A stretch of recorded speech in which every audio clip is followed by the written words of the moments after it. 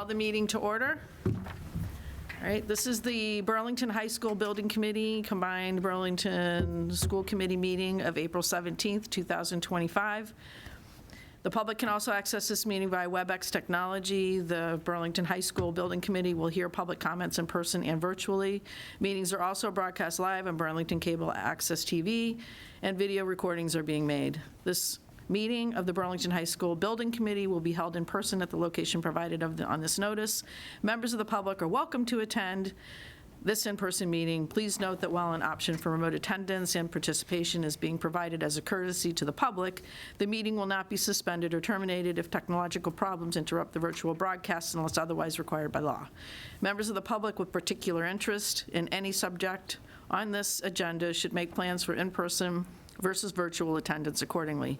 If you are participating remotely, please identify yourself by typing your name on the screen in advance and verbally once you are identified to speak. We request you to please turn on your camera.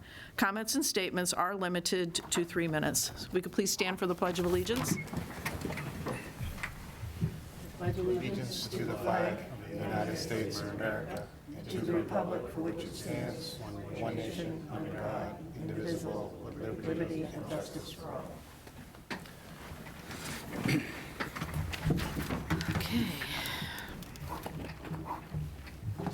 Okay, the first thing we have on the agenda is to approve the meeting minutes for March 13th, and I saw the update did get done for you, Mimi, so Yes, that's great. Thank you, Rachel, for doing that so quickly. There was a small change of Mimi had read the letters, and she just wanted that documented in case people didn't get a chance to read that. So Rachel just added that to the meeting minutes. So if you all missed it, want to make sure you know what was added so you can vote appropriately. I move we open email thread, so I just wanted, Hey. No. There's a seat up here, come on up. I move we approve the minutes of March 13th as submitted. Second. Okay. Any discussion? All right. Ms. Monaco? Aye. Mr. Brooks? Aye. Mr. Wojcik? Yes. And Eric? Yes. Dr. Chen? Lisa? I have to unmute. Oh, yes, unmute, please, sorry. Is she unmuted? We're waiting on her. Okay.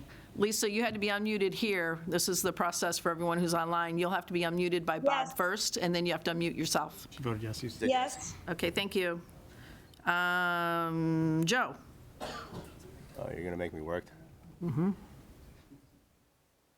First consent, so Oh, you could wing it. You unmuted? yes, to unmute. Joe?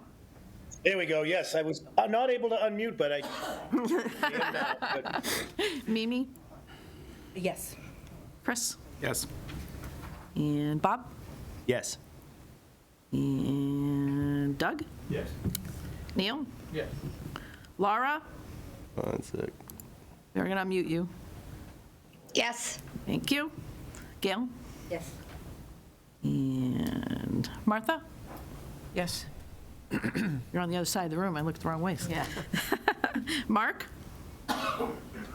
Yes. Excellent. And Zachary? Yes. Okay, excellent. All righty. 1, 2, 3, 4, 5, 6, 7, 8, 9, 10, 11, 12, 13, 14, 15, 16, 0, 0. All right. And the next order of business is invoices, commitments, invoices for approval, and budget update. So invoices, someone want to make a motion on those? I move we approve Doran Whittier invoice number 17, March 2025, in the amount of $18,000. Second. Okay, any discussion? All right, going to go ahead and, actually, the last vote, I want to make a correction with the chair, it's 17. All right. All right, so Chris, Monica, Yes. Jeremy, Aye. Megan, Yes. Eric, Yes. Lisa,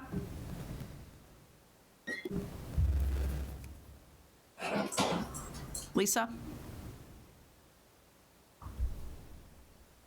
Are you unmuted? Yes, yes, Okay, yes. thank you. Joe? Yes. Excellent. Mimi? Yes. Chris Campbell? Yes. Bob? Yes. Doug? Neil? Laura? Yes. Gail? To the airport, touching back down about 50 minutes after Martha? takeoff. Yes. Firefighters waiting on the ground. Mark? Yes. And Zachary? Yes. Okay, and the chair votes yes, so it's 1, 2, 3, 4, 5, 6, 17, 0, 0. All righty. Any, another invoice, I believe? Yeah, I move we approve TAPay invoice number, there's no number, Sorry, it's number 250310. 250310, in the amount of $18,516. Second.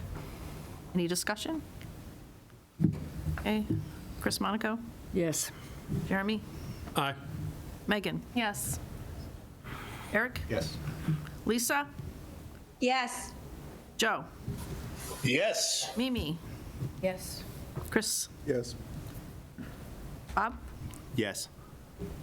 Doug? Yes. Neil? Yes. Laura? Yes. Gail? Martha? Mark? Yes. And Zachary? Yes. All right.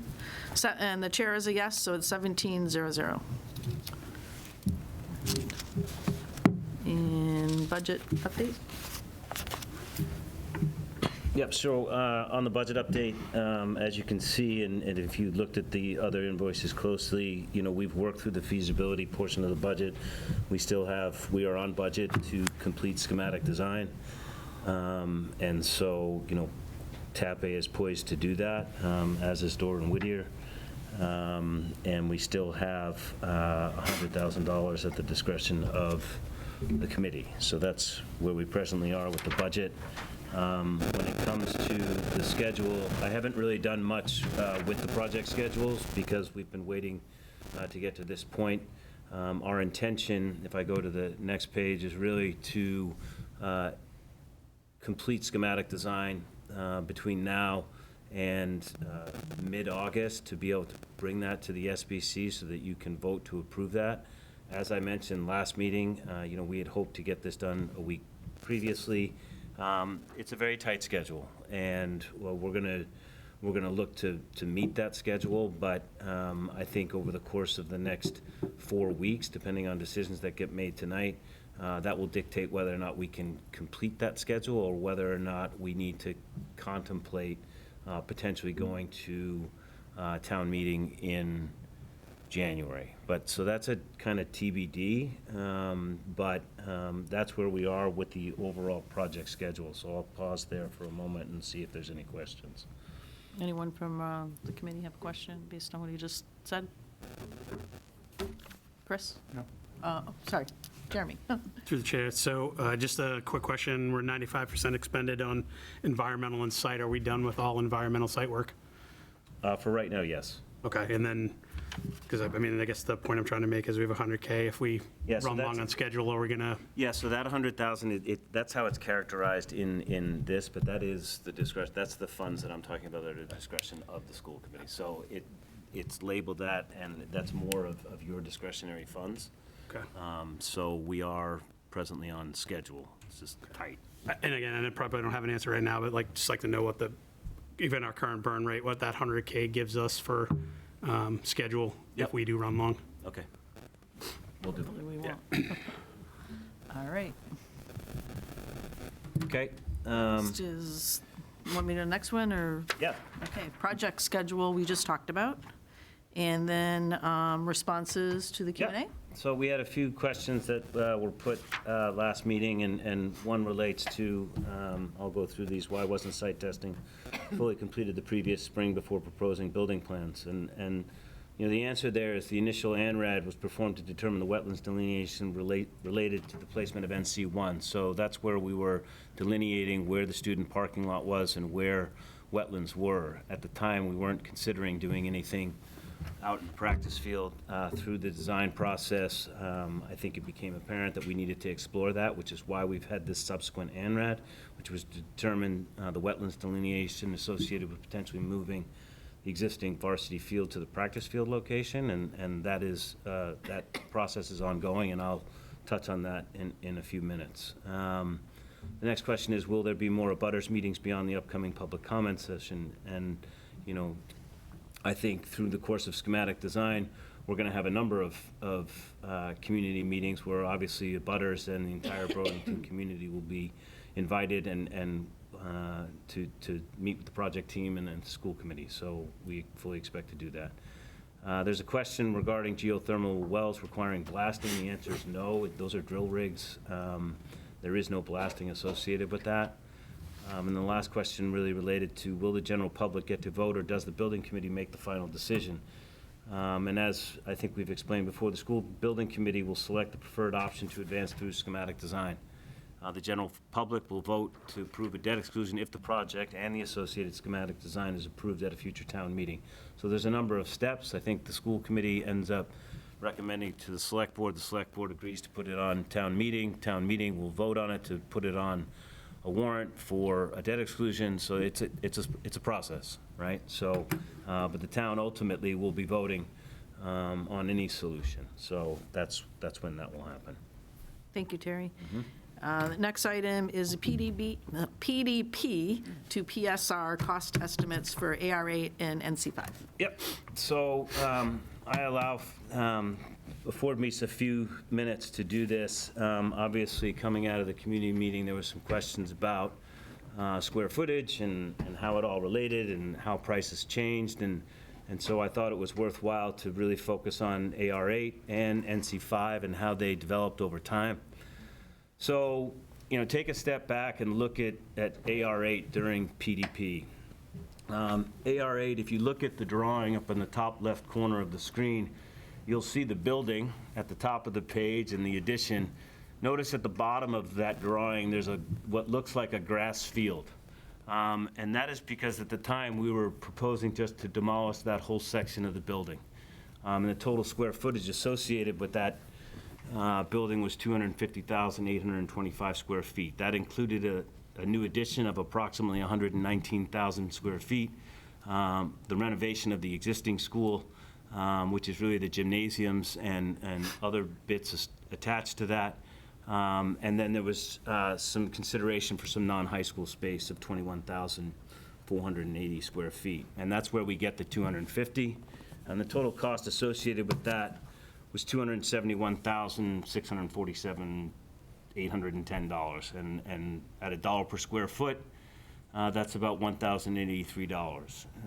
And you'll remember at the time, coming out of that, it was a pretty fulsome, healthy discussion about what we'll call non-high school programming. And when it comes to non-high school programming, that includes the central office, BECC, BCAT, lab, the science center, district maintenance has offices in there, as does technology. And all that space is approximately 45,000 square feet. And so when that was requested, the best solution in the eyes of the design team and ourselves was to no longer demolish those upper buildings. And so when you look at AR8, at the PSR in the top right, you will notice there's a whole new building there. And that building is the building that we presently sit in.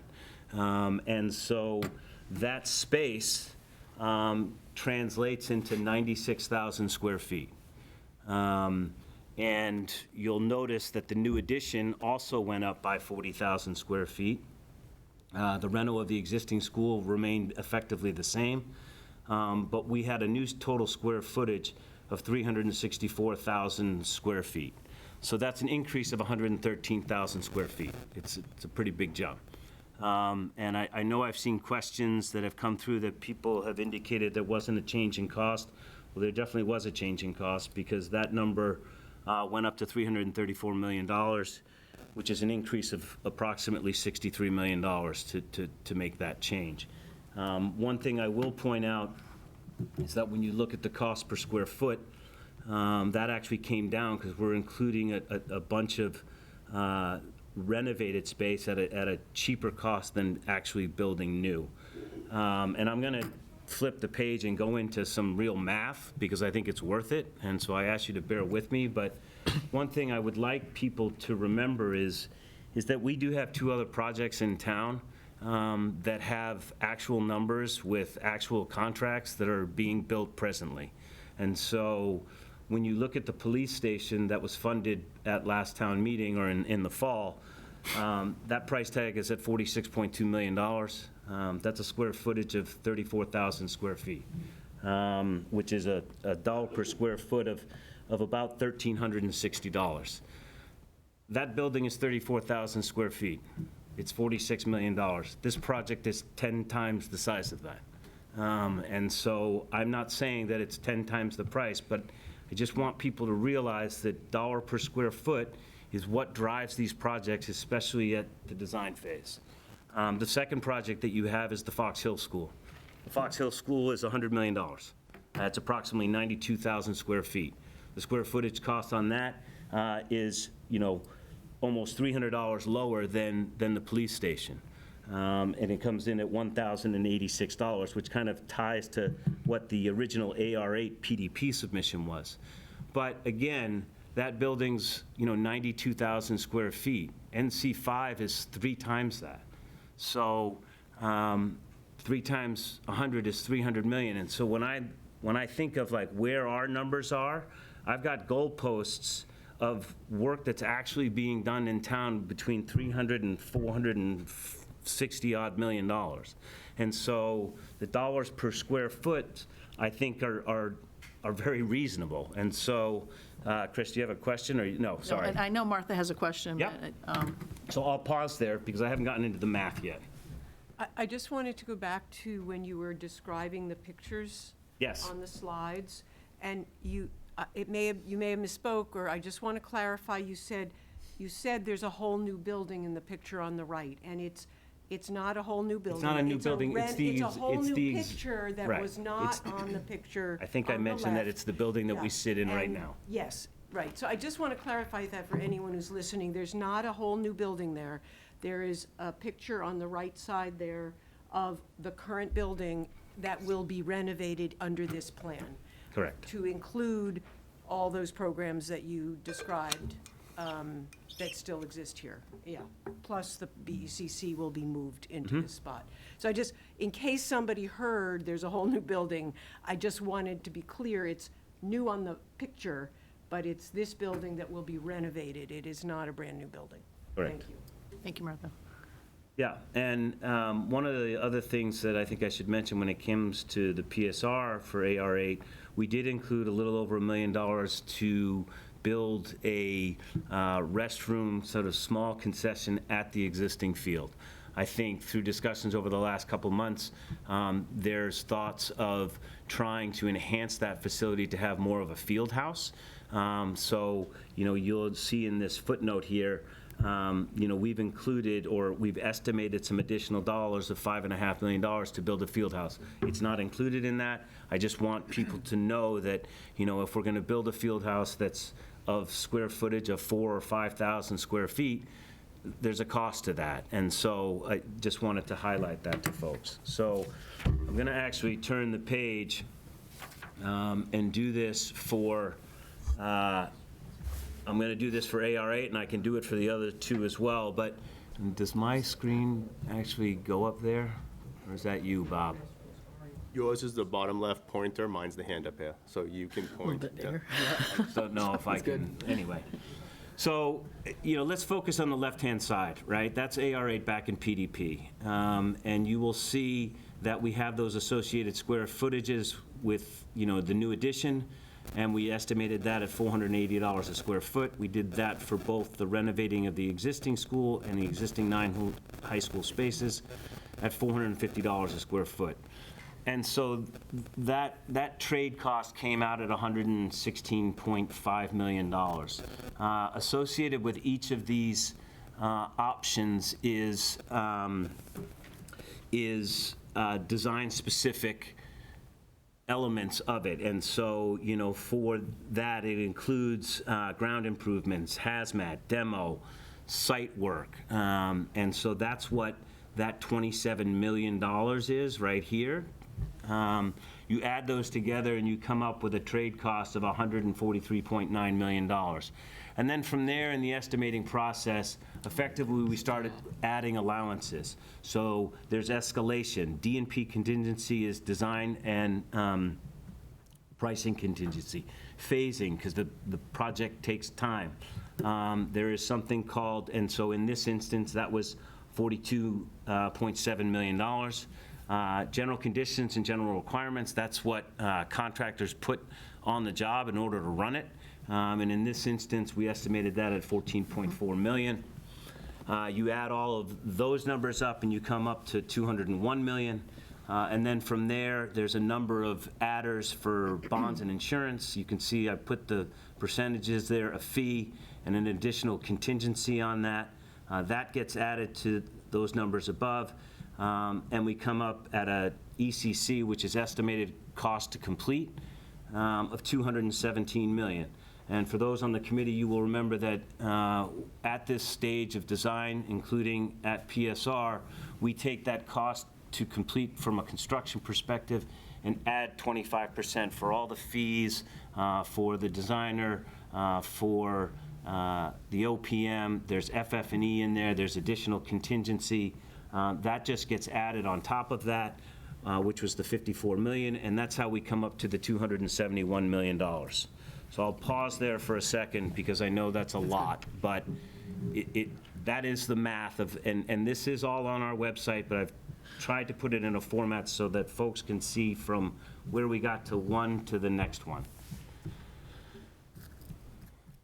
Any questions from the committee?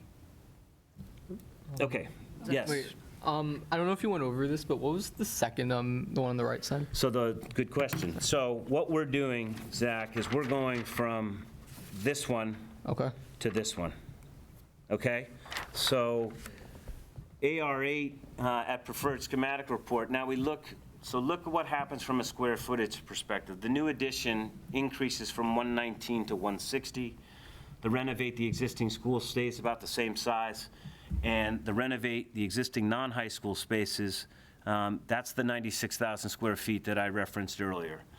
You will see that the pricing changes based on the level of design and what we intend to do. And so the renovating of this space that we're sitting in comes in approximately $160 per square foot less than a new addition, right? So that's what that 317 number becomes. You add all of that up, and the trade costs associated with that are $154.5 million, and that's above the 116.4.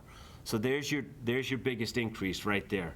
On a design-specific trade subtotal, that number came down, but a lot of that, as you get into further design, gets stuck up into the trades, and I can explain that more, but for now, I just want to work through the number. So that number goes up to $176 million, where before it was approximately 144. And then again, from there, you start adding on all of these adders and contingencies, escalators, GCs, GRs. That number went up by $8 million because it's a longer project. It's as simple as that. It's going to take longer to do. You add all of that up, that number comes up. Once you add all the contingencies and all of that, that number becomes $267 million on an estimated cost to complete from a construction perspective. We add that 25% adder, and the total project cost goes up to $334.3 million, which is an increase, I know I've said it before, but I like to repeat myself, of approximately $62.7 million. So that was what happened with AR8. So I'll pause there again to take any questions. Questions from the committee? Anyone online? Questions? And I will also mention, through the chair, I met with Doug and John Eiler last week. I've gone through these numbers with them. I've gone through with some of the executive committee. So this is not the first time that some people have seen this information. So I just wanted to make that known. But I'm going to continue on to NC5. Now, NC5 has the same story. It got bigger in different ways, and it's a little more complicated, but I think if I can afford me a minute or two, I'll get you through this. So when we were back in PDP, NC5 was actually two different buildings. We had NC5A and we had NC5B. And if you look up top there, you're not really going to be able to tell from the drawings what's different, but what's different is the total square footage. In NC5B, we included 37,000 square feet of non-high school space to try and put everything in that building, right? And NC5A was 228,000 square feet. It was high school programming only, right? And the difference between those two was for NC5A, it was 298.8 million, and for NC5B, it was 337 million. You'll see that the total cost per square foot for those two are similar. They're on either side of $1,300 a square foot, which is not surprising to me, and it equates to kind of where construction costs are and what you're experiencing with the police station. So again, at the time, it was, well, hold on a second, we want to include, the non-high school programming, and what made the most sense was the same thing that we did with AR8, which was to keep and renovate this space, the 96,000 square feet that I'm referring to. And at the time, I think Chris and I said, all right, well, we don't know what the scope is. We don't know exactly how much it's going to cost, but if you look in this bubble on the left, and I'm hoping some folks remember this, with NC5A, I said, just add $35 million. I'm like, because I don't know what it's going to cost to do that, and that number all of a sudden became 334. With NC5B, the assumption was, okay, we're not going to include that 37,000 square feet of non-high school space in the new building. We're going to keep it here.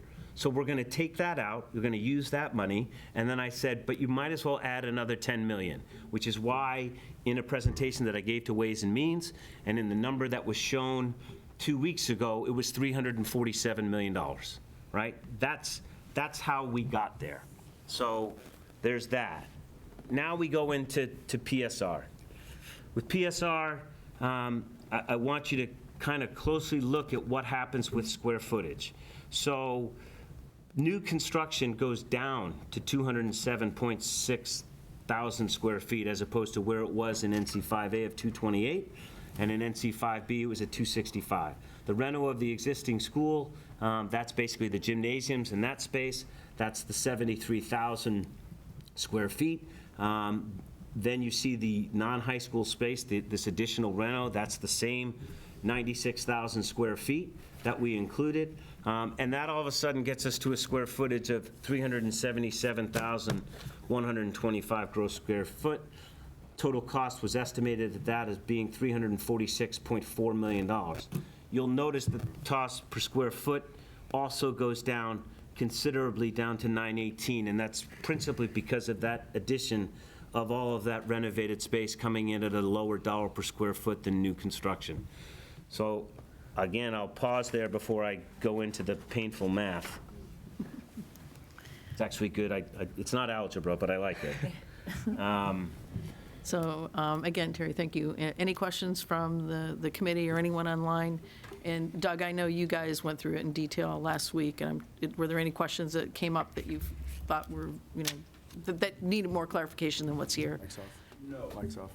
Sorry, I'm not used to this one. No, I think it was very helpful to spend the time with Chris and Terry and go through in this and more detail. And also, Mr. Eiler had actually kind of gone through, and I think he had already come to many of the same conclusions once he looked deeper into it. So there was a comfort level there that John Eiler Just was explain. satisfied because Yeah. it was really his question, Right, so. right. I wanted to make sure people heard that and understood that, too. Yes. And anyone else have a question from the group or online? Okay, you want to go on, Terry? Oh, Yes. So, and I've seen this in some questions that have come through, and quite rightly, saying, well, the square footage went up, but the dollars per square foot didn't go up. And that does come back to these adders that we put in, and me, frankly, not explaining it well a couple of weeks ago. I apologize for that. I had a lot of numbers in my head. But I do think that NC 5A, in terms of where we got to NC5, is the right comp, because it didn't include high school, non-high school space, and now it does. And so when you look at those numbers, let me just go down here, you'll see in 5A, it's that $480 a square foot at 228,000 square feet. Again, we go through this same thing now. You will see design-specific trade costs here of a very high number of $56 million. There was a very large allowance for geothermal, and I know many people in this room will remember the field stadium parking that came in just under $18 million. So there was a lot of numbers in that because of what we were attempting to do. But you go through that same logic of the adders, and escalation and bonds and insurance, and eventually you get to an estimated cost of construction of $239 million. You put the adder on, and that's where we end up getting at just under $300 million. So the big change here is, okay, now we move to NC5. So the new addition on the varsity field goes from 228,000 square feet down to 207.5. The renovating of the existing school of 73,000, and the renovating the existing non-high school of 96,000. And that's where we go from 228,000 square feet to 377,000 square feet. But you can see also the difference in the estimated construction cost. And when you add all those numbers up, that number becomes almost $158 million, as opposed to where it was originally of 109. The design-specific trade costs also come down considerably because of the elimination of an allowance for geothermal wells that was too large, and really site costs associated with the field, parking, all of that goes away, because now we're proposing just to fill that area with structural fill, which is considerably cheaper. And so that saves, a fair bit of money. But again, you start going through the adder process. Ultimately, you get down to an ECC total of $277 million. You add the soft cost adder of 25%, and we come up with a number of $346.4 million, which, as you can see, is call it $50 million higher than where it was previously. And so I know folks have said, well, the numbers didn't change. The numbers changed considerably. And it really has to do with the allocation of which and where those dollars are being put on a square footage basis. And so that's 5A and how it went to NC5. And then I did the same thing for 5B. I'm sure you're getting tired of me doing this, but similarly, those numbers changed from where they were initially. And I think that the big difference, right, is when you notice at the top, and I need to go down to that, sorry. We were at 265,000 square feet of a new building, right? And that included 37,000 square feet of non-high school space that was in the new building, and so it was being carried at $480 a square foot, right? But when we go over to the new NC5 and PSR, you see that new addition to the existing school, that comes down to 207,000 square feet. That's a considerable decrease in size. And what we end up doing is the renovating of the existing school and the renovating of the existing non-high school spaces obviously is a lot of square footage, but it's at a considerably lower dollar rate. of 394 and 317. And so the difference in cost between those changes went from 127.3 up to approximately $158 million. And that's the real driver and change in those. And the same design-specific trade cost change because of how we are dealing with fields and not pursuing the football field in between the buildings. Again, you carry through the logic, and that total project cost came out to $346.4 million. So I want to come back to when we were told to make that change, and when I said, well, add 35 million and add 10 to that one. And so that range became literally between 330 and 350 million dollars. And I like to think that we actually guessed right, because the estimates supported making those decisions or making that estimate. And so, you know, that is the math that brings us to kind of where we are. I know that's a lot, and I, to the extent members of the public are going to go through this on the website, I am happy to engage to walk through this just like I did with John and Doug, because I know it's extremely complicated. This is not a simple project, unlike many others. There's just a lot of moving parts, and I've tried to make it as straightforward as possible. I am a math person, so hopefully there's a little more clarity. Terry, thank you. And I appreciate all the work you put into this, because I know a lot of people had questions. And again, I feel good about it that John Eiler feels satisfied, because like I said, he was the one who really brought it up at the last meeting, as well as some other people, but he kind of articulated it in a different way. So anyone from, again, the committee, any questions online? And then if not, again, Terry, really appreciate that. And like I said, Terry is, you know, available for if anyone has additional questions to ask, you know, either at the end of the meeting, or, you know, you can contact him online, and he'll certainly, we get back to you all. So, all right, let's go to Tepe Architects, update on the project. Yeah, so as I mentioned, Chris, when we moved the meeting, Chris was unavailable to be here due to an obligation that could not be moved. And their update is short, and it's probably what a lot of people are here to listen to, so I'm going to take this slide. And it relates to the ANRAD process. I see some folks in the crowd that are certainly aware of this. We did request an ANRAD, which is a delineation of wetlands back in the practice fields. We had an initial hearing last week, and I'll use the words of the staff person.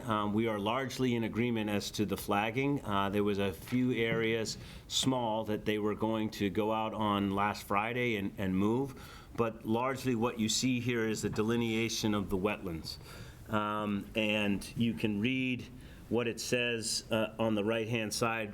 What we've learned of that area and the wetlands in particular from 2013 to now is that those wetlands are moving, they're migrating. And that is a problem. And there is considerably more wetlands than what there were previously.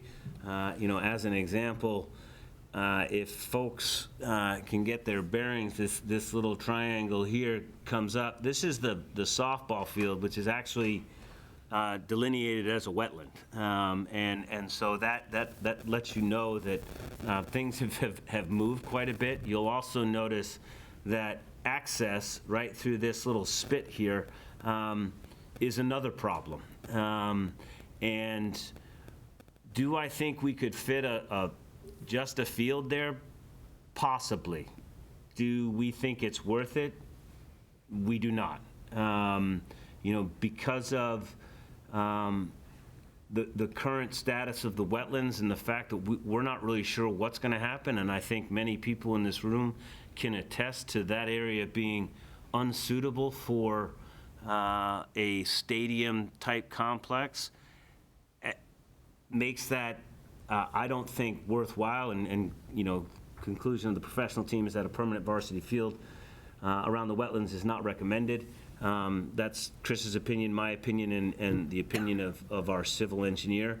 And I will also point out that that option still would require a track over at the existing high school, which I'm not sure, I think people get focused on the field and they forget about a track. I believe the intention is to still have a track. They would be separate. So those are, that was the process. That hearing's been continued to next week, where I do expect it to conclude, and we will agree the delineation. What I'm telling you is that we don't need the closing of that hearing to make this recommendation.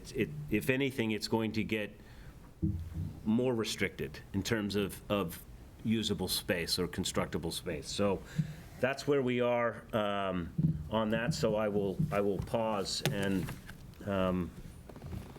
happily answer any questions. Thank you. And I did go watch the meeting myself to see, what was discussed with the conservation. And I know I saw some of people here that are at the meeting tonight who spoke up. And I want to remind people, the reason that we investigated putting the field across the street and a possible track in between the two is because, people didn't want the track to be the sports complex between the two buildings, and we said, let's come up with something else. And we thought it was worthwhile investigating, and we've investigated. And as we've done, throughout the whole process with this committee, is we listen to, what's presented to us, and, we may think we're going this way, and something new comes to us, and we go this way. And, we are, again, listening to, people coming to our meetings and the questions that are asked, and people who are attending, and, designing things and moving things along based on what we hear and what we've made decisions at this meeting. And here we are going this way, now we might go this way. So I just want to see if anyone, again, has any questions after, this ANRAD, I guess the preliminary result, which is kind of, I'll say, a final result. Anyone have any additional questions they want to ask in relation to this? And see if anyone online, too. Sally Willard has her Okay. hand up. All right, I think we explained, oh, yes, Dr. Conte. Sally Willard. There is a, go ahead, you go first, but there is somebody raising. Oh, okay. Sally? I'll wait. Okay, well, we'll go with Sally. We'll make sure that she gets unmuted first. Oh, hi, thank you. I'm just wondering, so if the field is not, if the playing field is not placed in the wetlands area, where will it be? Well, that's something we'll all have to decide this evening, because we may make a decision and bring it down to one option based on this information.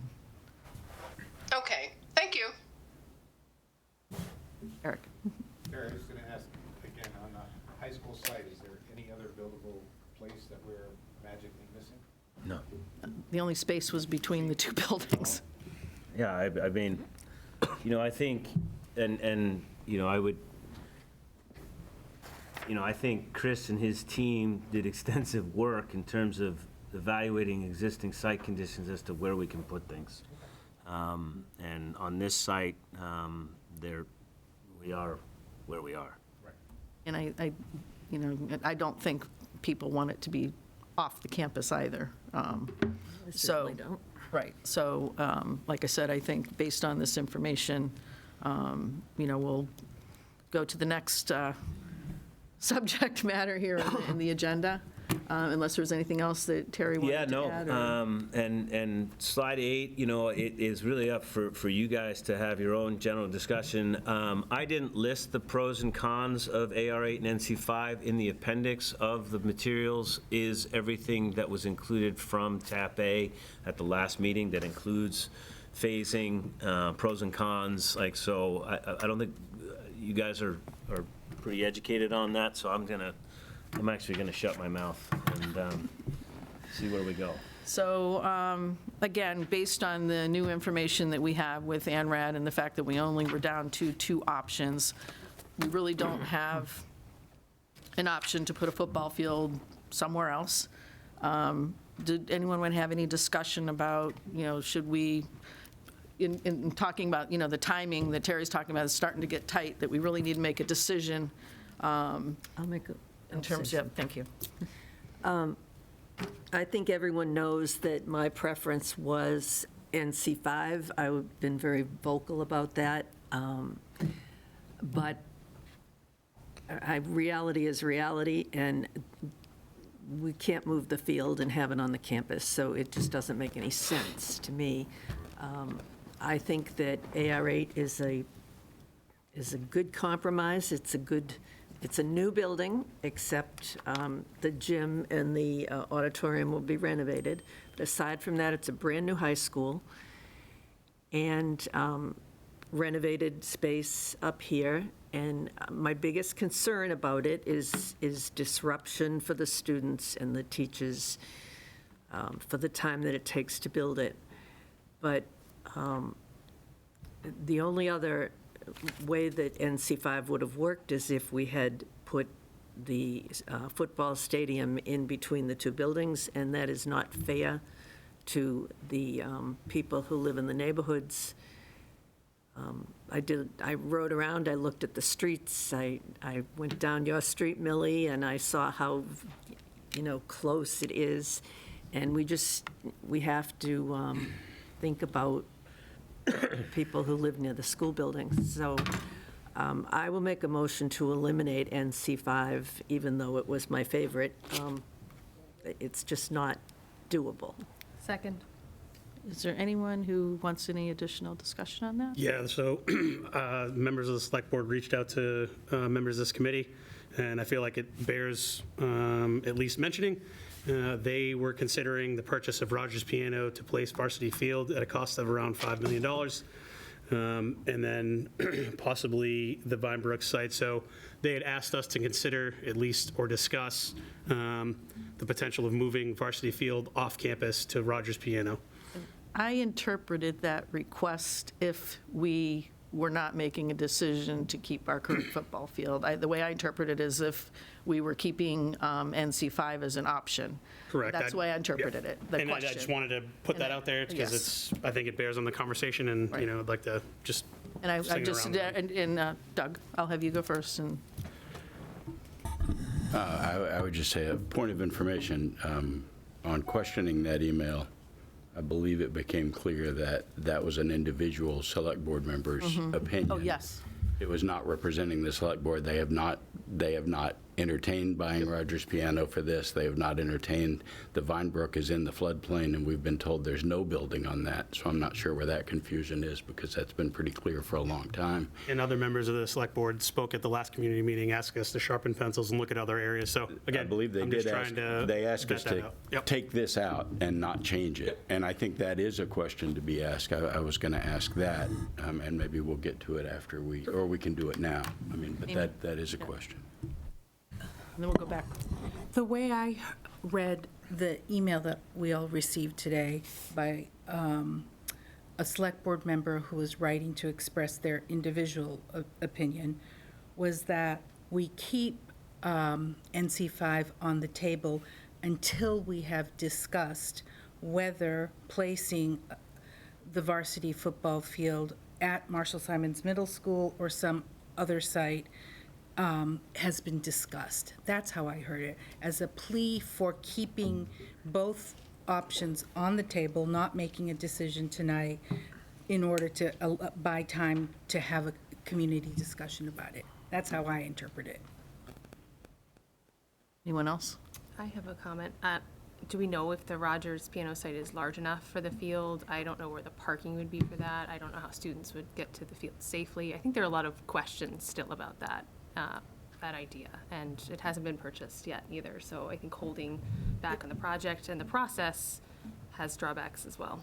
Right, and those are significant financial drawbacks, because if we drag the project longer, then we're going to have to find a way and ask for more money from the town to be able to pay, Tape and Dorn Whittier, and, we've really, I think, want to try and keep on the timeline. I do appreciate people bringing additional ideas, and we've been very open to listening to ideas from people and individuals, but to investigate that, in my opinion, it's going to drag it out a little too long, and we don't have the time for it. Go ahead, Doug.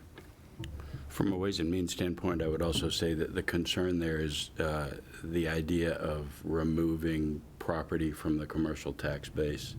So that has an ongoing cost to us besides the cost of purchasing the land and the cost of building the field.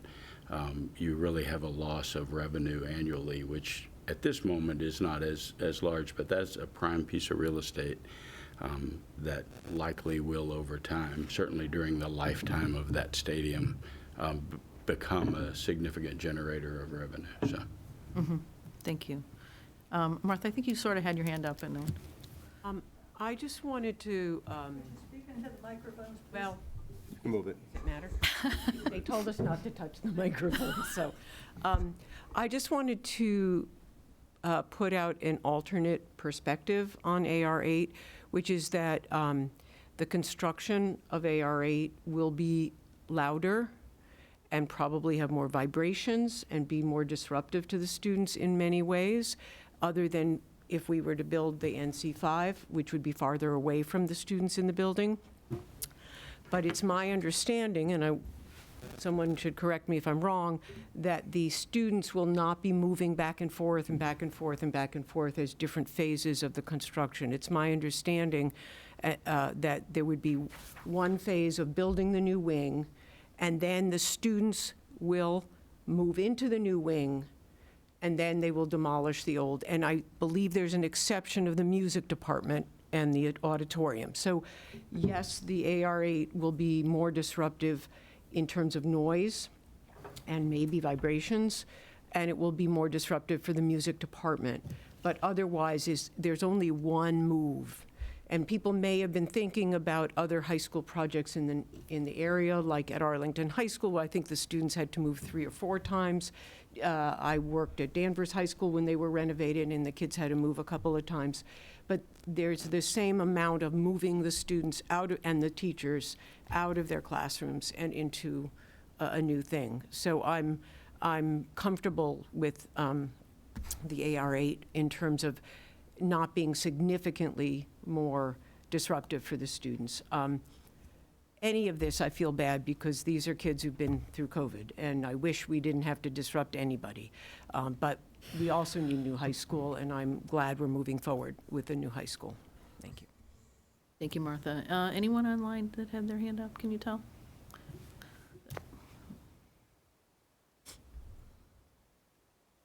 No one's online.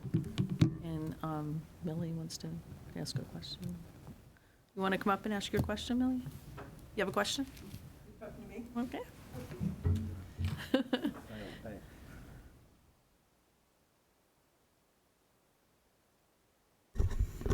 Is there a green button on? Millie Nash, Precinct 3, town meeting member, and I think it was an act of God that you couldn't meet last week because I couldn't come last week. I don't want to quote anybody, but just saying.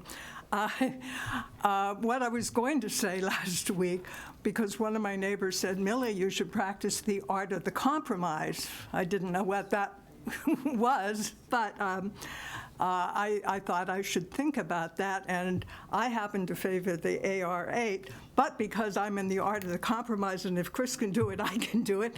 So, and what you say, even if you want to keep all 3 on, I'm fine, but there are a few things that I want to say as a town meeting member, and that is, first of all, to start with, we keep saying that if we don't do it now, it's going to cost more and more and more. But put that on hold because my conclusion may come a bit different from a town meeting perspective. I listened to the people in the auditorium and all, and I thought there were very, very good points made. And I hear it on the news all the time. They're talking about prices are going to go up because of tariffs, but because of Medicaid, Medicare, all of these things, income is going to come down. A bad, bad situation. Then some people were concerned that it's been kind of 8 years of disruption.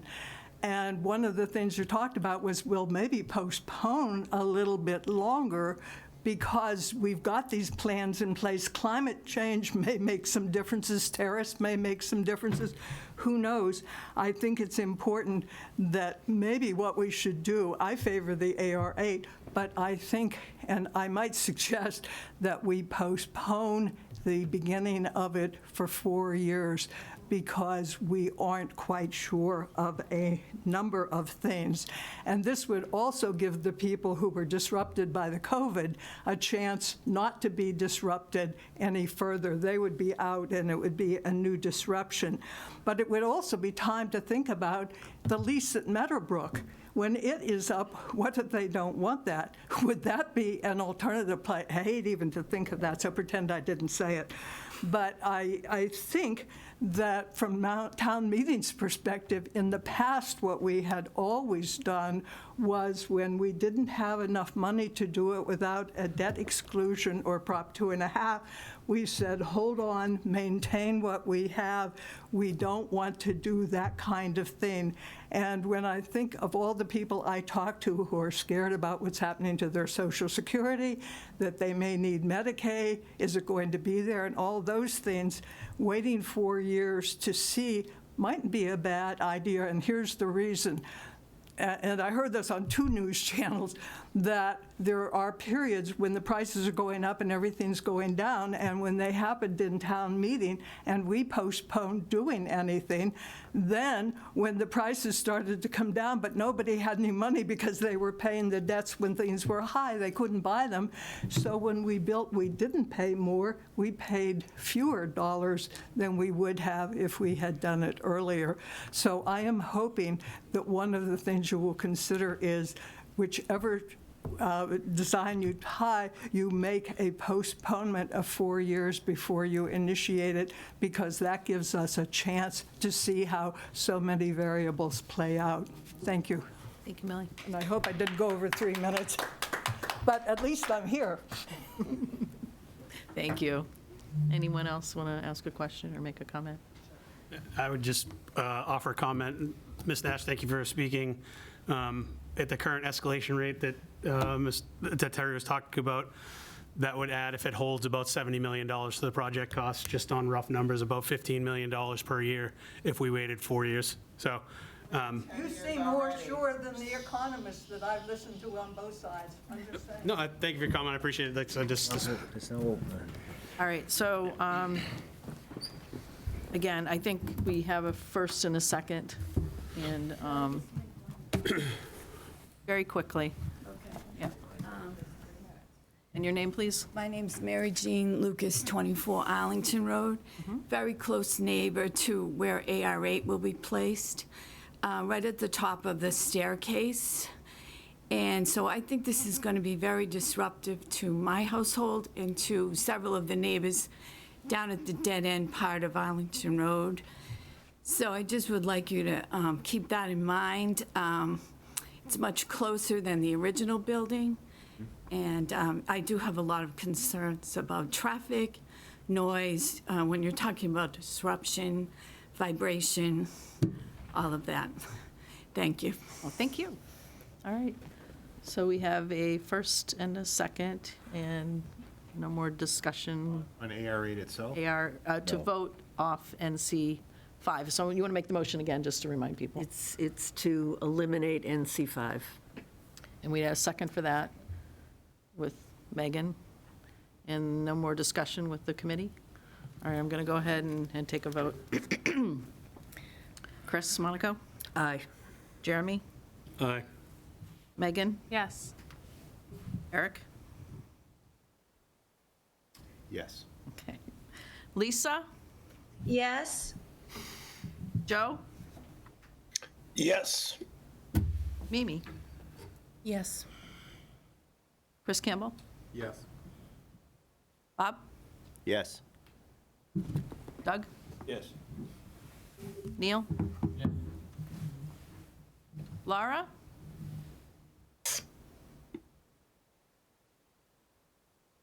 Laura, are you unmuted? Yes. Is that a yes and a yes? Yes, you're unmuted and a yes? Yes, yes. Okay, thank you. Gail? Yes. All right. Martha? Yes. And Mark? Yes. And Zachary? Yes. And the chair is a yes, so that's 17-0-0. All right, so we have made a decision. We're going to move forward with AR8. That's the next vote, isn't it? Yes, I'm sorry, let's make a motion for AR8. Motion to move forward with AR8 is our. Thank you. Second. All right, any additional discussion? Can I just? Yep. I think it's in your best interest to include as part of the schematic design, looking at enhancing the field above and beyond what is currently in there, which is the $1.05 million. I think Right. it's. So, yeah, I want to kind of bring that up again, yeah. So, because we're keeping the current field, and we also, Bob, if maybe you can explain too, that there's some work that's been done in the past, that if we add this field house, it would be kind of over in that area. We already had discussed a concession and bathrooms as part of this project, but, again, if we want to have, while we're doing everything, we might as well do it all together. We can come up with some sort of a field house to add, so it can be comparable to some of our neighboring towns and have something that the sports teams can be proud of, that when we're continuing to hopefully keep this going for the next 50 years, right? Yeah. What I can add is in 2011, 12, when we were renovating the field from grass to turf, we took that opportunity to put upgrade the electrical that is in that area. So we moved the electrical to the end zone closest to the driveway. There's no gas and water over there in that corner, but the electrical has been upgraded. So that would be something that if there was a bathhouse or any type of facility in that area, that would save us cost there. There is water at the current facility, so we would obviously have to include that. So there was an idea to build a concept of a new facility that would hold bathrooms, et cetera, in that area. That did not go with the plan. That was something additional. That may be something that we would be interested in keeping or looking at again, or maybe revising that, for our current needs. Yeah, and it would be an ad alternate. That's what they call it. It's like, let's consider that, and if it doesn't make sense, then you'd vote it off. But they should do the work, and they want to do the work. And I'm going to force them to do the work, provided you guys are in agreement. Right. Any additional questions or discussion on that? So is that amend the included in the motion to do motion? We want to include that in the motion to consider the, adding the field house. And I'd like to Chris? amend. Yeah, I was going to rescind my second. But. Okay, so I'd like to amend my Can I motion. ask a question? Yes, Martha. If we include the ad alternative to this, how much additional cost is that for the I feasibility? think you may have missed that. He said it already. Yeah, so, sorry, I I mean, didn't hear. the way I described it back on, well, the page, I don't have the page number, but back on, I'll go back to this. You'll see, the estimate includes $1.05 million for restroom and concession facility at the varsity field. It does not include the field house, estimated at $5.5 million. I mean, that is a guess, but that's call it a 5,000 square foot field house. That's not my question. My question is, does it add anything to our feasibility costs? No. Okay, thank you. Sorry, Martha. Yeah, Yeah. I maybe wasn't clear. Misunderstood the Yep, question. no, it does Yeah, I not. did too. Yeah. Thank you. Okay, so I'll make a motion. Oh, Chris. go ahead. Chris. So now that we're settled on AR8, and we do know eventually we're going to have to do the high school field too.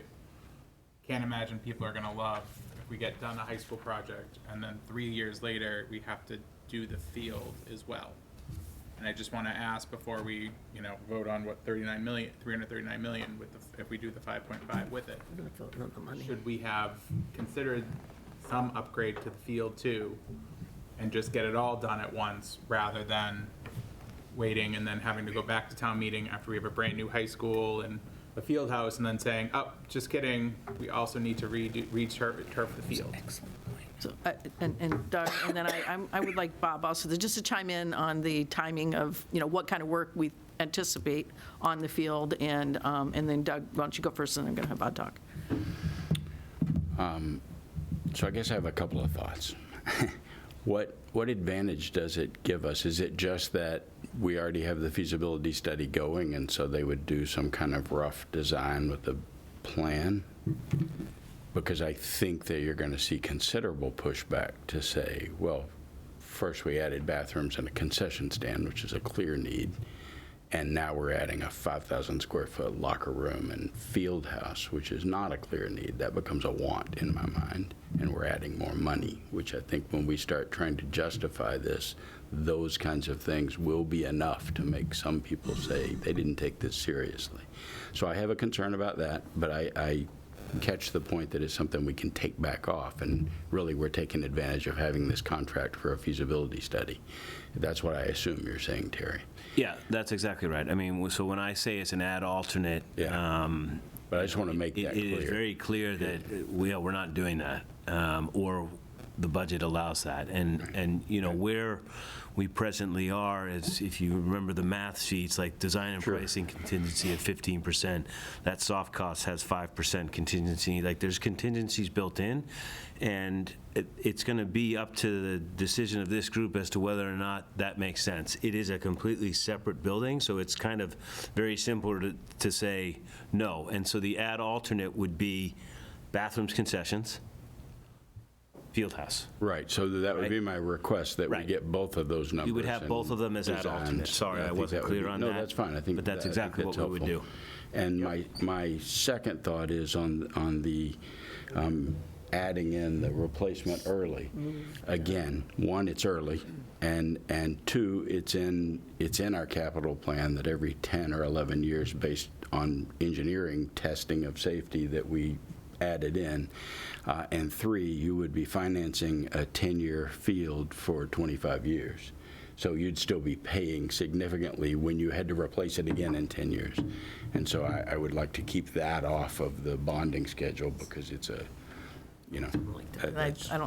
Bob, I don't think has to comment. I mean, I think that I was going to echo Doug, so. Yeah, he's made comments in many meetings about the condition of the field, and that, you know, it's pieces of the field, I think, that need to be replaced, and maybe, you know, it's more expensive is when you have to replace the padding underneath, and we're not at that point yet. And, you know, again, we might be doing some of that at the same time, because the timing of the building going in and whatever we're doing, it may happen during the construction, but as you said, we've got money put aside already for but you know, it's budgeted, or it's forecasted. Let's put it there, it's forecasted is the word I want to use, right.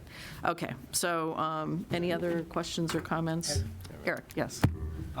Through the chair, Mr. Davidson, again, with utmost respect, I just want to maybe push back a little bit, is that I think we've made some compromises already. I think we can compromise ourselves out of what it should be, from my perspective, sort of a premier space of the community. It's a lot of what people see. So I'm not going to articulate this well, but I felt like the best design and the right design might not be the same thing. I think the field in the middle of the building is off the table that we had discussed, I think would have allowed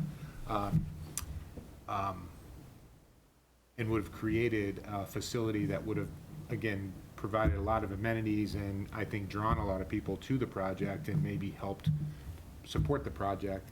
And so I think in choosing AR8 and not moving the field, from my perspective, which is not a resident or anything else like that, is I think it's important that that facility be enhanced, and enhanced not just with bathrooms, sort of enhanced, so that's the presence of Burlington High School on 3A. I think it would give a lot of the community something to be very proud of, and not that they wouldn't be proud of the whole building itself and the whole project, but I think for relatively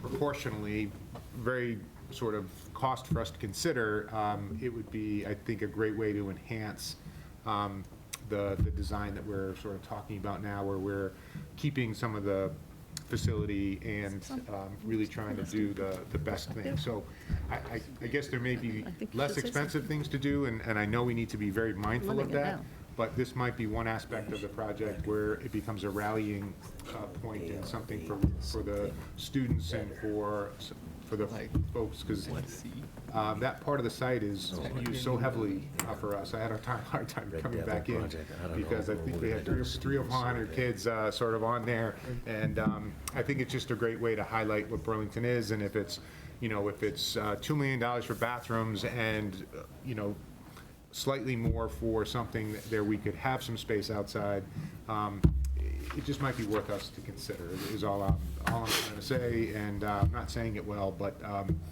I think by going with AR8, I think part of that commitment or that compromise is really making sure that keeping Varsity Field and making it much better, I think should be sort of part of that project.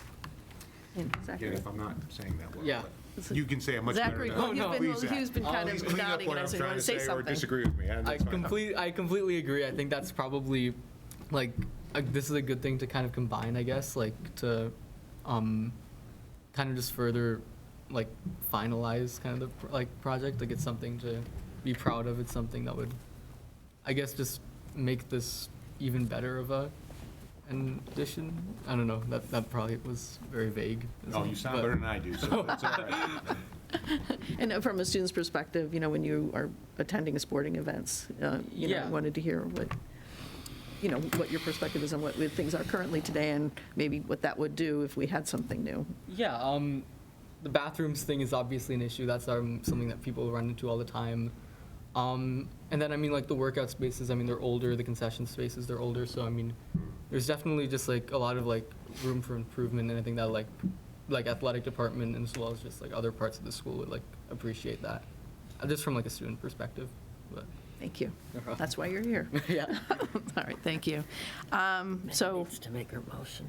Pardon me? Megan wants. Yes. Megan, you want to make your motion? Okay, Yes. so I'd like to make a motion to approve AR8 as our preferred option and to advance AR8 to the schematic design phase with the possibility of a field house as an alternate. Second. Second? There was a second? Okay. Oh, did somebody else Someone second it? You've had, Huh? I think we've had 3 people second it. That's what I thought too, so that's why I was like, who are we going to call in as a second? Okay, so we have the motion, we've had it seconded, do we want to have any? Who is the second? Because Rachel will get mad at me if I don't. It's Chris Campbell. We'll say Chris Campbell. seconded it. Thank you. Yep. And any additional discussion? All right, so I'm going to go ahead and take a vote. All right, Chris Monaco, Aye. Jeremy Brooks, Aye. Megan, Yes. Eric, Yes. Lisa, Yes. Joe, Yes. Mimi, Yes. Chris Campbell, Yes. Bob, Yes. Doug, Yes. Neil, Yes. Laura, Yes. Gail, Yes. and Martha, Yes. Mark, Yes. Zachary? Yes. And the chair is a yes, so that's 17-0-0. Thank you, everyone. All right. So next on the agenda. Yeah, so I'm fairly certain that with that momentous decision, which is a momentous decision, so congratulations to the board and for coming to that, the committee. I do want to just touch on the CM at risk process from our last discussion. I met with the select board on Monday night. We needed to get the town attorney to certify that we could actually go through with that on behalf of the town. They voted unanimously in favor to do that. We've submitted that application earlier today, and now we will kind of run a concurrent process where we will start. Basically, we have to do a few things, and there's a few of you that are on a subcommittee. I'm also aware that I scheduled this meeting when school's sort of out, and it's out tomorrow as well. So I am going to be sending you a pre-qual document to the members of the subcommittee for you to take a look at. We'll get comments back from you. My intention is to issue that, advertise it. This is about a 2 to 3 month process. We would like to ideally get a CM on board as soon as we can, but I need to get your input into that, and we can probably do it remotely. I can look to schedule something, but I'm going to follow up with you guys separately. But once we get that, we will advertise it in combis. We will get firms that issue their qualifications. We then approve them. We then ask for proposals. They get a few weeks to put their proposals together. They come in, we evaluate them, we will shortlist them, we will interview them, and then ultimately, if we want to go down that path, we will make a recommendation to the entire committee to pick a CM. So that's where that process is, and Rachel was going to speak to this, but I told her I was going to do it because she's at home, not feeling great, and so I just texted her like, I'm going to do this. So she put all this together, and she will help me and really run this process over the course of the next several weeks. So that's where we are on that, and that's, you see the time frame here. I would like to have, if we go down that route, somebody on board by the end of June. So that is where we are on that, and if there are no questions there, then we're to remaining agenda items. Any questions on that? Okay. Then any other topics not reasonably anticipated in the last 48 hours? Doug. This might have been reasonably anticipated, but I would like on the next agenda meeting item, maybe just an overview, because we were asked to sharpen the pencils and we were asked to look at what if we delayed this building. And so I think we need a list of what happens to BECC, what happens to this building when you cut it off from AC and, HVAC from the main system, when you add it back in for this building, which you would have to do if we didn't do anything, even paint the walls, you'd have to provide HVAC. So would that cross that boundary where we had to completely redo, bring everything up to code? So is that even an option? I'm not in favor of it necessarily, because I think once you start the work, it's better to get it done. I think moving the early childhood thing into the cafeteria would require considerable work that would probably make us need to bring it up to full code. But we were asked to do that, so perhaps we can at least have an idea of what it would mean, what it would cost, what it would save. Right, and then I actually skipped something, so do you want to just touch on programming? Because it wasn't on the slides. So now that we're going to be moving forward with the AR8, TAP-A, we need to follow up and start scheduling programming meetings with all the different departments. And that includes the ed and non-ed and everybody. And we're aiming for mid-May to kind of get those all set up. I just need to know who to reach out to schedule those things. Start with me, and Mr. Mark Sullivan will help with that. So we'll make sure you get connected to who you need to get connected to. And so the idea of these, because we haven't had this, we've met with groups before, but this is really going to start kind of shaping the spaces and understanding how all the different departments, what their needs are and all that stuff. And that's going to really start forming the building.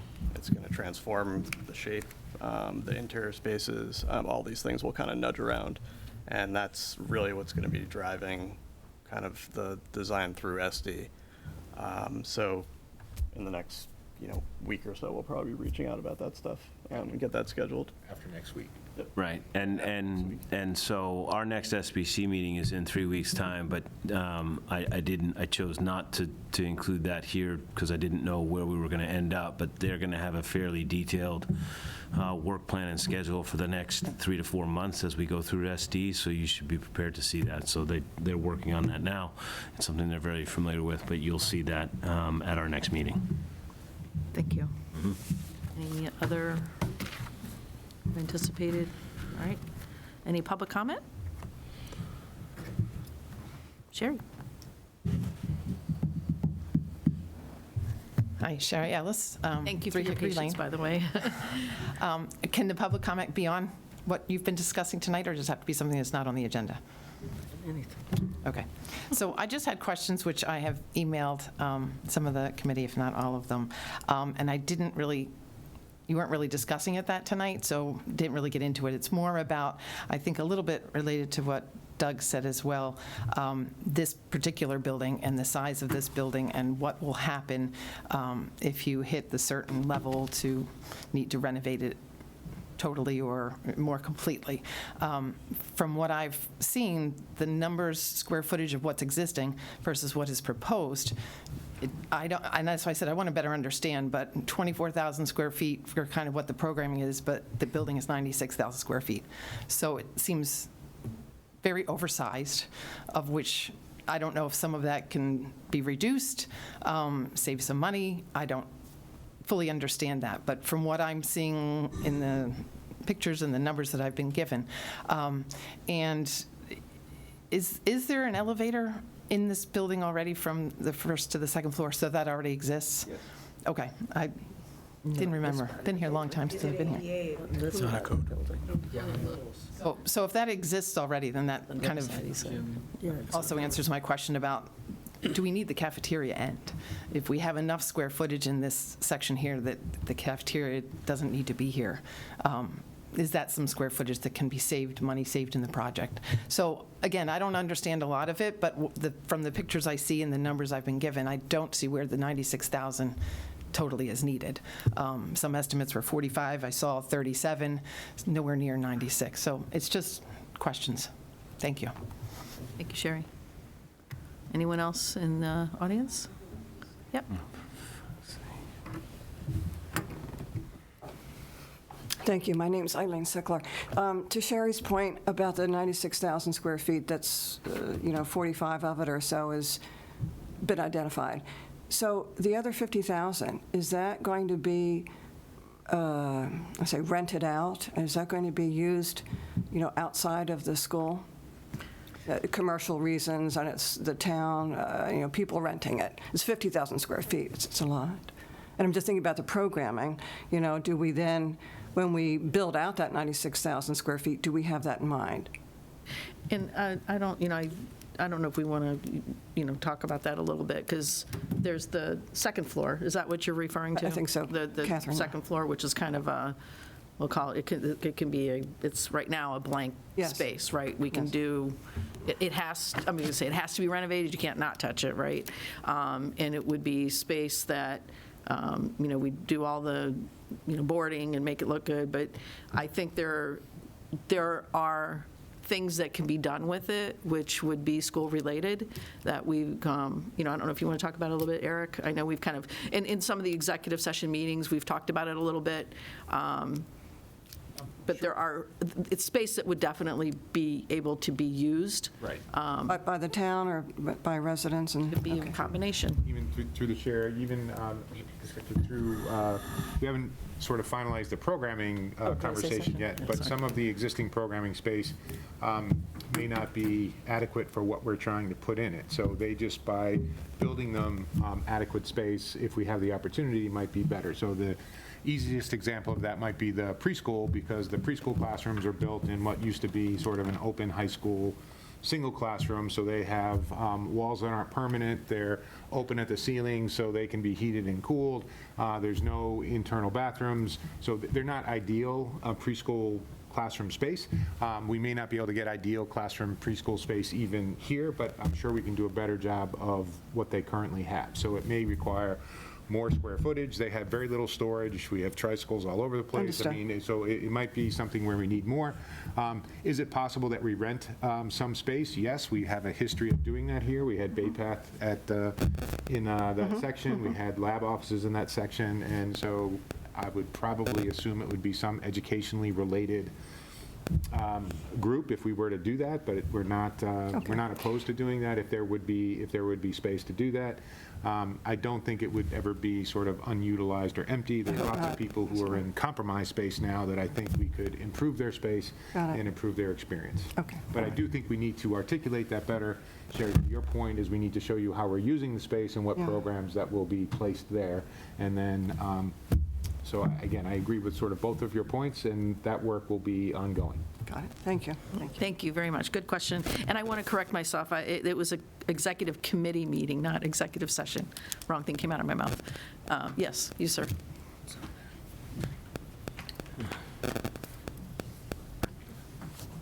And your name, please? Doug Farrell, Sunset Drive.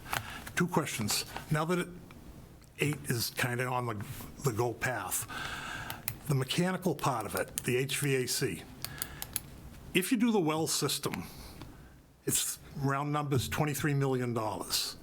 if you back off and there's all kinds of systems that can go in. And before it's finalized, has somebody given like the overall group, the well system's 23 million, a normal HVAC system, 17, 16 million. Is there a payback there? Would be my question. It isn't necessarily there, the payback. The well system, I've done this for 55 years, and the well system works. It's a great thing. But you're buying a Mercedes or better. And is it necessary for the overall cost and the efficiency when they're looked at? So that would be something as it proceeds forward. I believe 5 weeks ago, there was someone here that talked about doing a hybrid well system, doing this, doing that. There are many different ways it can be done and many different prices. And they're all good. Even the standard system is good. So it'd be worth looking at or talking about. And the only other question, and I'm sure somebody's talked about it already, I don't know the answer. The whole roof is covered with solar panels. I'm sure there's a 20-year lease on this. Where is that in the picture? That's all I'll say. Thank you. Yep. Anyone else? Martha? Can we answer that conversation is going to happen in the next phase? Is that accurate? That those questions haven't been answered because we didn't know which option. Right. Couldn't spice out geothermal wells versus. That's why I'm bringing it up now. Yeah, and it will be included in the next phase. Right. There's a lot of changes, I think, that will occur based on, now that we've brought it down to one option. There'll be a lot of, subcommittee discussions, the space design based on interviewing, the different teachers and what kind of space they want, and what makes sense for the best educational space. The shape of the building may change. It may not be the point, it may be something more rounded. It just, it's whatever will fit into there. So there's a lot of discussion that's going to occur over the next several meetings. And I think, again, the goal is to come up with a design that's going to meet the educational needs of the students and staff. We'll get, again, a new building, new educational space. We'll be able to renovate and upgrade the two buildings down here and up here so that it's brought up to code and something we all can use and be proud of. And again, hopefully we can do something nice for the football field on top of all that. But, also it has to be something that will pass a debt exclusion. So we have a lot of hard work ahead of us. And I think we have a good group of people here who can get to that point. And I'm just going to leave it at that. Does someone want to make a motion? Chris? I just want to make one point as we kind of move forward. I don't want us to lose the community information part of this that has really been crucial and the lessons that we have taken. I think it's good how we kind of came to this, but I just want to point out we did promise an extra butters meeting that we did not end up going forward through, and making sure that as we're making these steps, yes, it seems like everything came together the way it should, but we're keeping both the community informed as well as the abutters, because we, from my calculation, we had at least one new abutter here tonight that hadn't been here before, and just making sure that everyone that should know, wants to know, can know, it's out. Because every step of this, we're going to keep having new people become involved, new people become invested. That's great that we've been on this for multiple years now, but this is a very big project in town. And I don't want us to lose that focus just because now we have one idea, one project moving forward, and not backing off of, yes, we need to still continue to engage in the community and engage in the voters, engage in the abutters, engage in our teachers and our students throughout this process. Right. And I know we've talked about a mailing going out, and that will go out before the election, so that people will have a trifold similar to what we passed out at the last community meeting. That mailing will go out to all the town. What election? Not the election, but the vote for debt exclusion, town vote for debt exclusion. A mailing will go out to all the towns so that they can be educated on it. It won't just go to a select group of people. It won't just be the abutters. It will be going out to the town, so people will come and hopefully show up and vote. hopefully for the debt exclusion, because we've spent all this time and money on coming up with something for the high school. So, yes, Mimi. I just want to second that. I think going forward, transparency and communication is going to be really important to get voters to want to support this. And so I think even though we have arrived at a design plan, that there are opportunities for future community meetings, because as the gentleman who spoke before, talked about, there are different well systems, things like that. I think I'd like to see the committee make it available to the public, a timeline for community forums to ask further questions and for us to solicit further input about what people are prioritizing. Right, and I think, too, that's a good idea, and I think also, as we talk about non-educational space, we call it that, but the students really do take part in, BCAT and those spaces and what they learn and what they're doing, so it comes off as non-educational, it really is something that is engaged, the students are engaged in those spaces, and I think we need to do a better job of communicating that to people, too. So there's lots of things that I think we can, now we got one option that we can get the word out better. And Martha, I know you just had your hand up. Yeah, I also wanted to add to that, not only do the students use that, but if we didn't use, say, this building, and we would still have to find a space that we would either have to purchase or rent or lease for all of our central offices, for all of our district maintenance, and for our science center, and for BCAT, which wouldn't necessarily be the school district's responsibility. But so these are school district things, even though they're non-high school programs. And I think, we need to be clear that those are things that would cost us to put somewhere else or do something else with. Yes. And you had one more comment, and then I think we'll wrap it up. Oh, and Ms. Monaco has an enormous statement after you. He did have his hand up first. You go first? No, you can go first. I just want to say this, the gentleman who spoke about the systems, thank you. I know you're an expert in this, and we appreciate your input now and in the future going forward. Yeah, and I know you spoke before, I think, about it, yes? Not about that. Because I hadn't seen the price. When I saw the $23 million, that's like buying, it's really buying better than a Mercedes. You're up in the Ferrari class. And it works. It's a beautiful system. But the lower cost systems are just as zonable, meaning thermostats everywhere, just as perfect temperature control. The question is, one uses how much electricity a year? What's the payback? If the payback is 20 years, the system's are at replacement time then already. So if the payback is way out there, it's not even a thing you should do. And that's what these well systems are. They're way out there because they're the in thing to be designed, they're the in thing. I'll stop. Thank you. James Capuzza, Arlington Road. A couple things, and I think to that point, which we may get to, is the idea of sharpening your pencil when you go out to bid to the different contractors and whatever. It seems like I work with a lot of contractors who work on a lot of big projects in downtown Boston, and when things are a little slow, they get pretty hungry to try and win some business. So that may help us a little bit somewhere along the way. And then the other thing about reaching out to the community and getting them engaged and happy and excited is I'm looking forward to the architectural picture of what the building's going to look like.